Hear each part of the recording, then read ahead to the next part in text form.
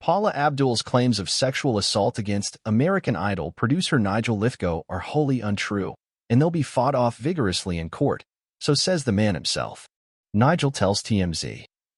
To say that I am shocked and saddened by the allegations made against me by Paula Abdul is a wild understatement. For more than 2 decades, Paula and I have interacted as dear and entirely platonic friends and colleagues.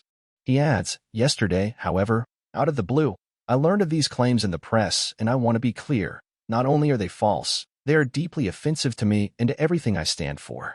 NL finishes by saying, while Paula's history of erratic behavior is well known, I can't pretend to understand exactly why she would file a lawsuit that she must know is untrue. But I can promise that I will fight this appalling smear with everything I have. Nigel doesn't elaborate on the erratic behavior he's referring to, but it does seem to be a thinly veiled jab at her alleged affair with ex-Idol contestant Corey Clark from way back in the mid-2000s, which she's always maintained did not happen. TMZ broke the story. Paula filed her bombshell suit against Lythgoe Friday, alleging she'd been sexually assaulted by him on at least 2 occasions, not to mention allegedly being harassed by him on others. She claimed that in the early seasons of Idol, Lythgoe grabbed her breasts and genitals in an elevator they were in while out on the road for regional auditions, this while allegedly tying to kiss her.